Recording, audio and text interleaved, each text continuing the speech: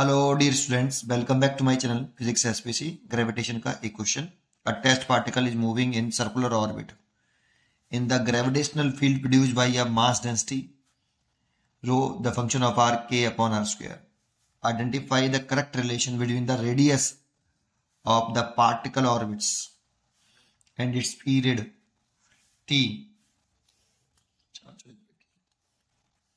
तो एक डायग्राम बना है कि देखो यहाँ एक ग्रेविटेशनल फील्ड है। ये तो पक्का है कि यहाँ पे एक ग्रेविटेशनल फील्ड है और उसमें एक पार्टिकल है, टेस्ट पार्टिकल। वो लेट कर लो कि स्मॉल मास का है। ये टेस्ट पार्टिकल है आपका और ये ऐसे सर्कुलर ऑर्बिट में घूम रहा है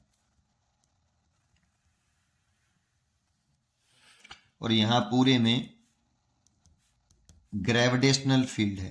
ये जो मैं क्रॉस से बना रहा हूं ये ग्रेविटेशनल फील्ड है भाई, पूरे में ऐसे, क्योंकि ग्रेविटेशनल फील्ड जिस बॉडी की है वो वहां पे बताई नहीं, केवल मास डेंसिटी रखी है। इसकी सर्कुलर ऑर्बिट की रेडियस ये वाली, ये हमें कैपिटल आर दे रखी है। Radius of R of the particle orbits, ये कैपिटल आर दे रखी है।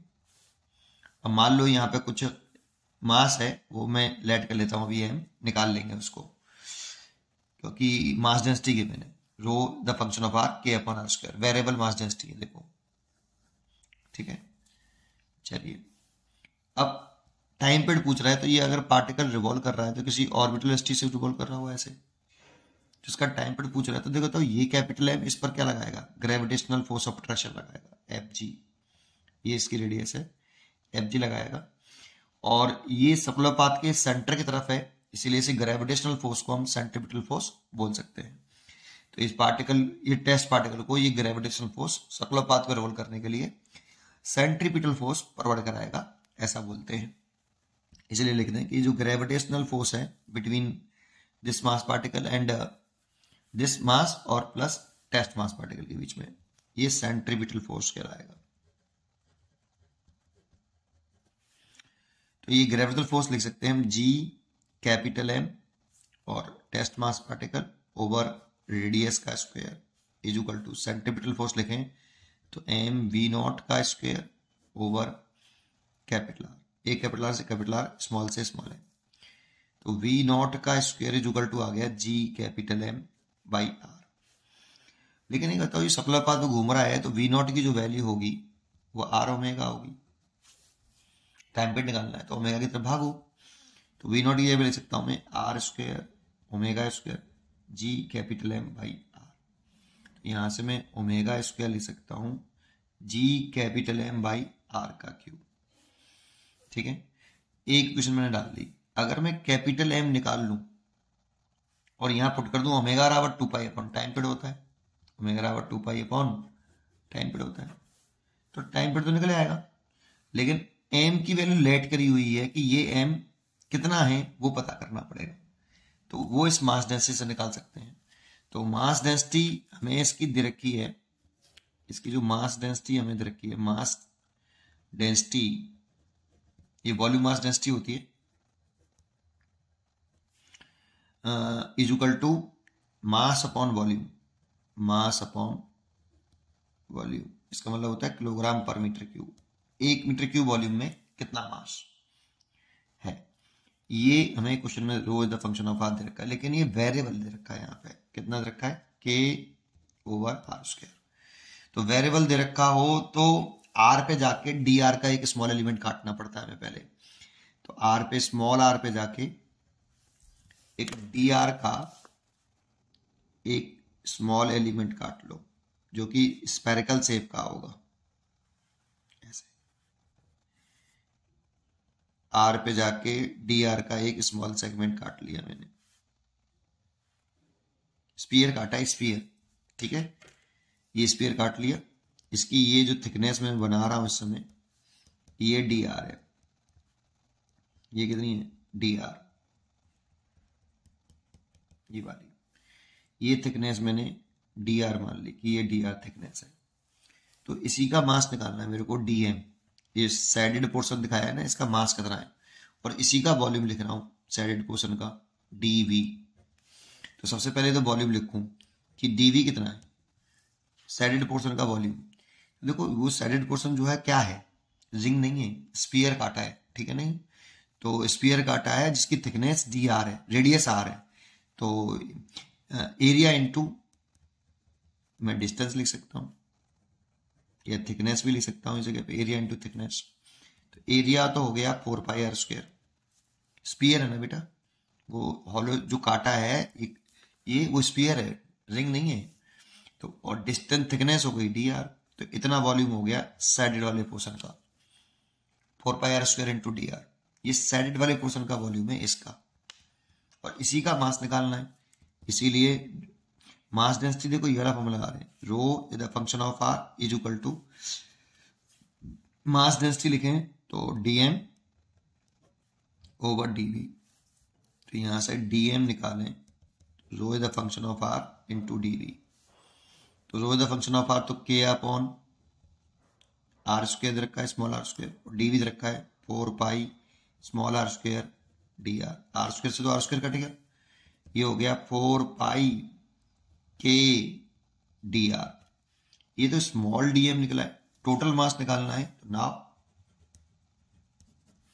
इसके बाद हम यहां से यहां आ गए, इंटीग्रेशन ऑफ बोथ साइड, तो dm is equal to integration 4π k dr। क्योंकि अब इसमें बताया नहीं तो r रेडियस ही हमें क्वेश्चन में गिवन है, कैपिटल r, कैपिटल r इधर रखिए, तो कैपिटल r तक ही निकालें, जीरो से कैपिटल r तक कितना मास है, जीरो से कैपिटल R तक कितना मास है, ये पूरा कितना मास है ये वाला, क्योंकि बताया है नहीं हमें कि कितना मास लेना है, कैपिटल ए की रेडियस दे रखी है, ये तो मैंने लेट की है स्मॉल r, तो ठीक है, तो इतना, तो dm मास मान लो टोटल मास हो गया कैपिटल M, जो कि मैंने मान रखा है कैपिटल M, है ना। तो capital M is equal to 4π capital K dr का इंटीग्रेशन स्मॉल r हो गया, लिमिट 0 to r हो गई, ये हो गया 4π कैपिटल K r, इतना टोटल मास हो गया। ये वाली वैल्यू यहां डाल दो, तो फ्रॉम इक्वेशन फर्स्ट में ओमेगा की लिख दो 2π/t उसका whole square is equal to GY capital R³ और इसकी कैपिटल M की value 4π capital K into R, है ना। तो देखो ये इससे कट गया, तो ये तो हो गया 4π² ओवर कैपिटल T², और ये हो गया 4π कैपिटल K ओवर आपका G भी आएगा और कैपिटल R², ठीक है। तो 4 से तो 4 कैंसिल हो गया, एक गड़बड़ तो नहीं करी कोई, 4 से तो 4 कैंसिल हो गया, और एक पाई से पाई कैंसिल हो गया, तो इसको इधर ला के नहीं उल्टा कर लो, चाहे दोनों को उल्टा कर लिया, तो ये T² ओवर पाई बचा, और ये आपका R² ओवर कितना बचा kg, ये kg, इसको इधर ले आए, इसको इधर ले आए, तो T/R का whole square is equal to π/kg, ऐसे। कुछ गड़बड़ तो नहीं करी यार, कुछ गड़बड़ सी लग रही है, एक बार रीचेक कर ले बेटा, चल पहले कर देता हूँ फिर रीचेक कर लेंगे। तो ये T/R कितना हो गया, रूट के अंदर π/kg हो गया, जो कि एक कांस्टेंट टर्म है ये, तो T/R का जो रेशियो है ये कांस्टेंट है, ऐसे, इसलिए इसका आंसर होना चाहिए T/R is a constant, D choice होना चाहिए। अब एक बार रीचेक कर लेते हैं, यहां तक तो कोई गलती नहीं हुई है, ये तो सही है भाई, ठीक है, इसमें भी शायद कोई गलती नहीं हुई है, ये भी ठीक है, आर का इंटीग्रेशन किया था हमने, डी आर का इंटीग्रेशन आर होता है, लिमिट पुट कर दी थी, यहां तक भी ठीक है। 4π/t का होल स्क्वायर है, G/R का क्यू है, m की वैल्यू 4π/kr है, m की वैल्यू ठीक है, r से एक r घटा तो r² हो गया, नीचे ऊपर बचा 4π/kg, ठीक है, 2π का स्क्वायर 4π² हो गया, 4 से 4 कट गया, पाई से पाई कट गया, T² अपॉन उल्टा कर लिया, T² अपॉन पाई बचा, इधर बचा r² अपॉन kg। ठीक है, बिल्कुल करेक्ट है। ठीक है, पढ़ते रहिए और खुश रहिए। Thank you.